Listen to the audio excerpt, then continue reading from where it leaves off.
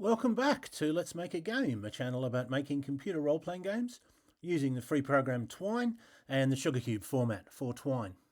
In this video, I would like to continue talking about my current project of coding the combat system for a viewer's game. So as you can see here, I've set up and run a few rounds of a combat. We have a single enemy here. I have a warrior and we have a scientist with 5 hit points is our companion.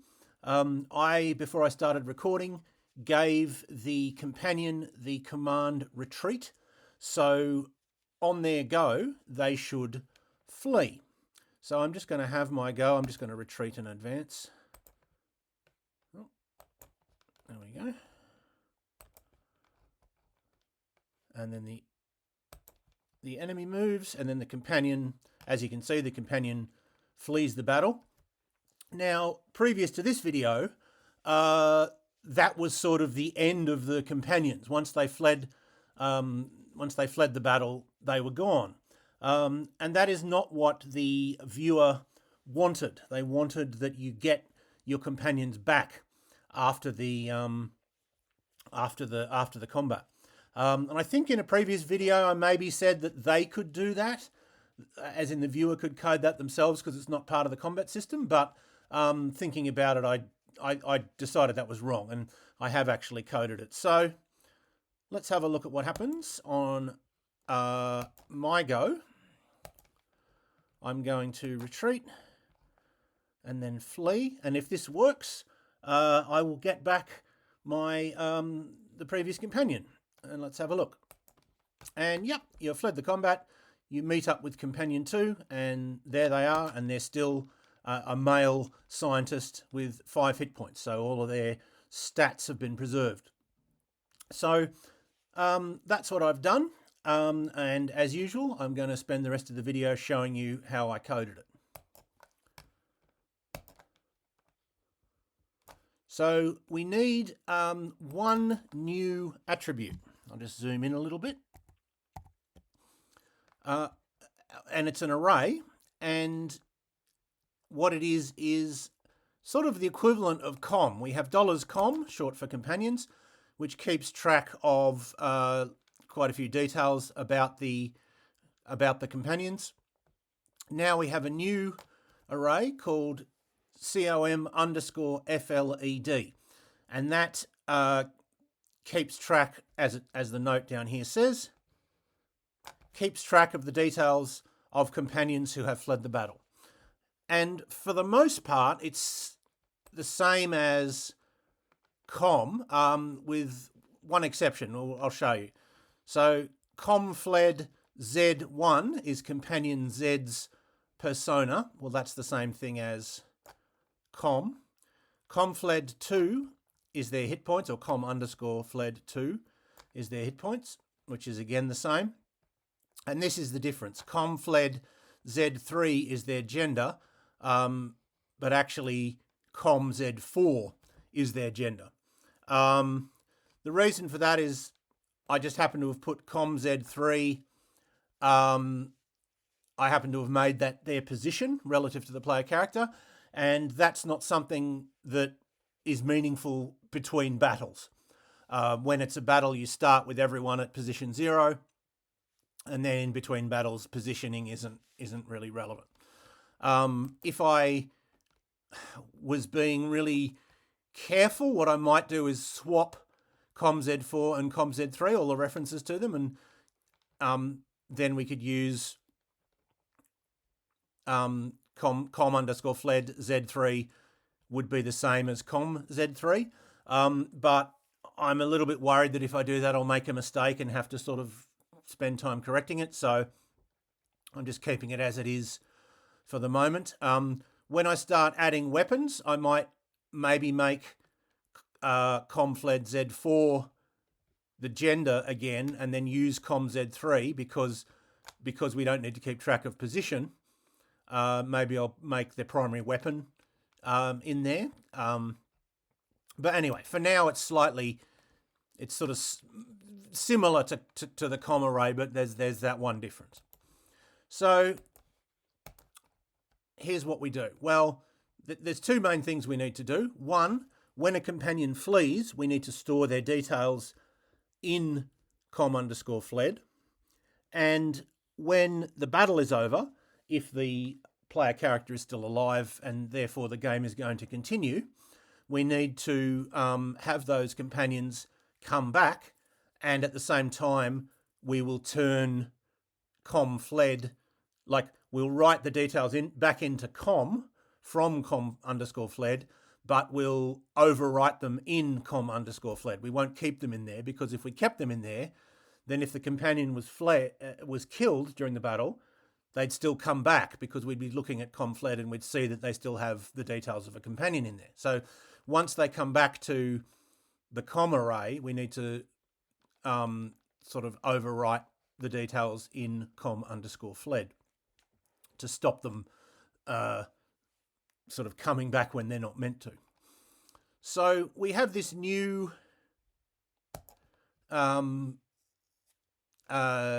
passage called fled companions return, and there's two places that go to it, which are the two circumstances in which the combat can be over and the game continue, which is that the player has won and that the player character flees. So in flee, there's not much. There was only this text, you have fled the combat, and a couple of line breaks.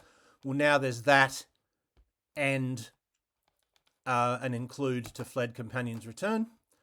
And in player has won, there was a little bit more. We're resetting some of the stuff that's specific to a single combat.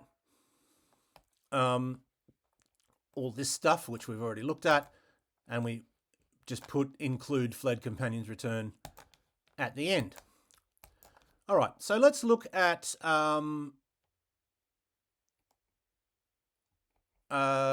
writing the details into. Let's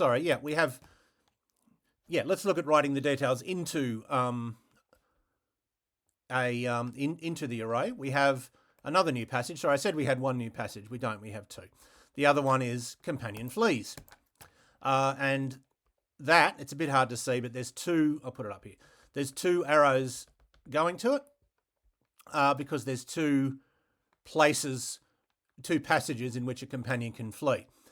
There's one in which they can flee as the result of an order, and that's always the retreat order. And there's companion moves, which deals with them moving based on not having an order, basically. The default behavior. So all we do in both cases, it's pretty much the same. We go to the part where they flee the battle, and we put an include to companion flees, and similarly over here,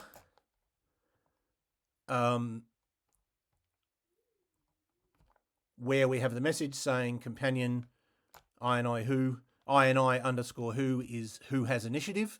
It's the currently acting character, and if we're on either of those passages, it is a companion.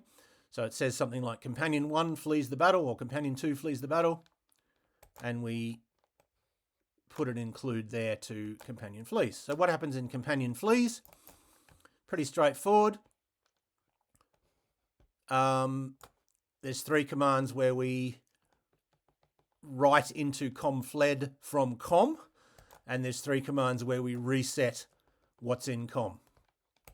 So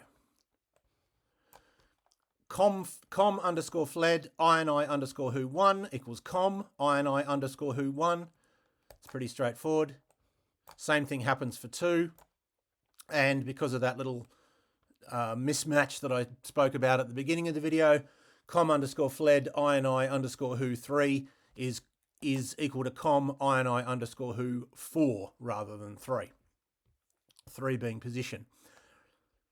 Then we set the companions' hit points to 0 so that they don't show up in the battle anymore. We set a special bonus tag that they have to 0 because that is specific to a battle. I don't know if this line is strictly necessary or not, but anyway, it's in here now and there's no harm in it. And then we set their injured tag to 0. We have a separate array for whether a character is injured, which means I think 5 hit points or less. So that's sort of one way when they run away from the battle. Well, when they come back, it's pretty much exactly the same, except that we're doing it in the other way around.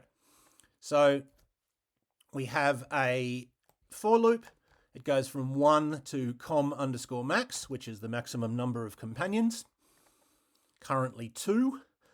Then we look at com_fled Z2, so their hit points. And if that is greater than 0, that means that's a companion. And what do? We say you meet up with companion Z, whatever it might be, with a couple of line breaks. And then we just do the opposite of what we were doing in the when they were fleeing. Com Z1 becomes com_fled Z1. Com Z2 becomes com_fled Z2. And again, we've got that little discrepancy. Com Z4 becomes com_fled Z3. Then we have a for loop that goes from 1 to 3 and sets com_fled ZY.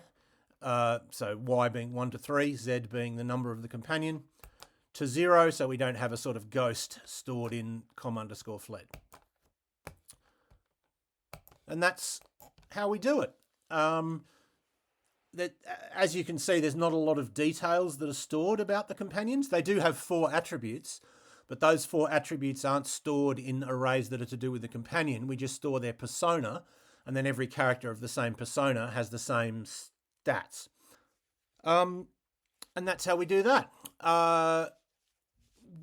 What I will probably do next video is pick up what I was doing in the previous video, which is this situation where a giant mosquito turns up behind the players, and they have to sort of fight that before they can escape.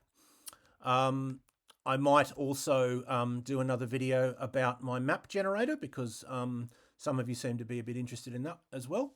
But for now, I hope that was useful or interesting to at least some of you, and I hope you will tune in next time.